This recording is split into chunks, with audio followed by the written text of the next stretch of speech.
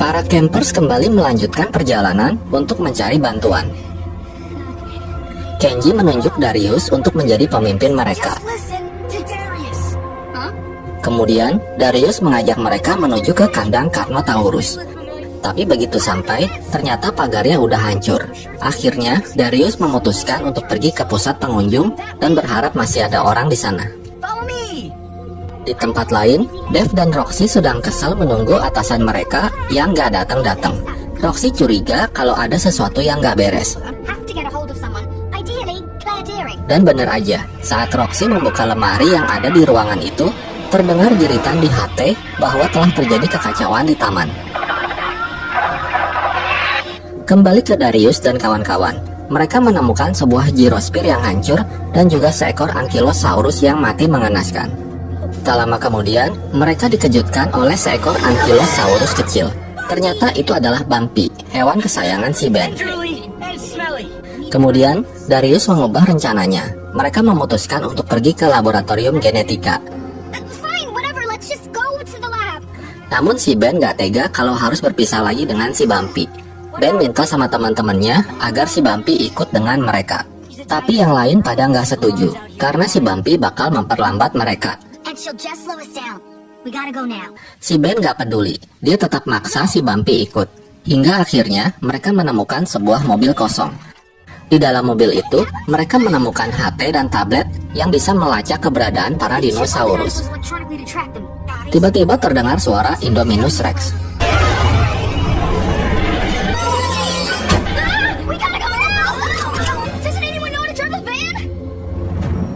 Kenji yang merupakan user Johnson langsung ambil alih kemudi.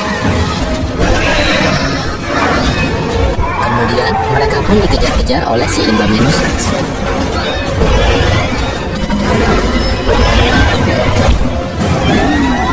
Hingga akhirnya mereka berhasil sampai di lab genetika.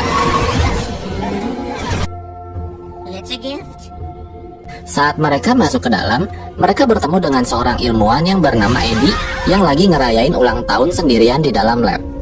Eddie tiba-tiba kesurupan. Dia bilang nggak ada harapan lagi.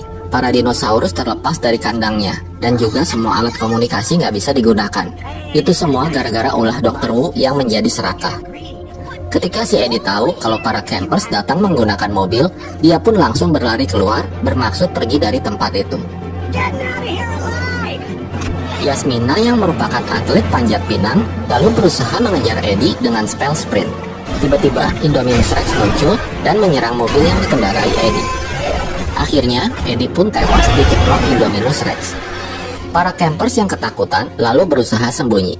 Tiba-tiba si Bumpy bersuara yang bikin Indominus Rex mendekati mereka.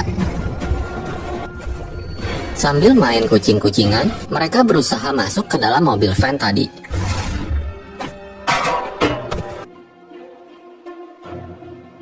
Naas, si Brooklyn terjatuh, tapi untungnya dia langsung ditolongin oleh Sammy. Sementara Darius berusaha mengalihkan perhatian si Indominus Rex.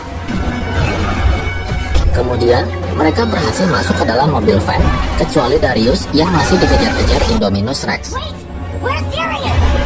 Untungnya Darius berhasil lolos dan mereka segera tancap gas meninggalkan si Indominus Rex.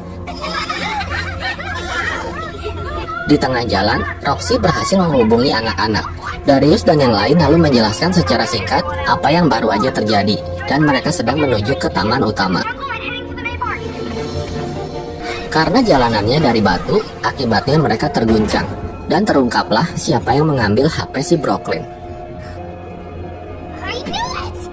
Yasmina yang kaget mengetahui hal itu malah membuat mobil mereka hilang kendali dan menabrak batu besar. Untungnya mereka semua masih selamat dan keluar dari mobil itu. Yasmina dan yang lain sangat kesal karena Sammy udah membohongi mereka. Akhirnya Sammy pun mengaku kalau dia sebenarnya adalah seorang mata-mata. Sammy bilang dia disuruh oleh perusahaan Mantah Corp yang merupakan saingan perusahaan Simon Masrani, si pendiri Jurassic World. Sammy bilang keluarganya punya banyak hutang. Mantah Corp lalu memanfaatkan Sammy dengan memaksanya menjadi mata-mata untuk melunasi hutang keluarganya. Sammy disuruh untuk mendapatkan berbagai informasi dari lab Dr. Wu.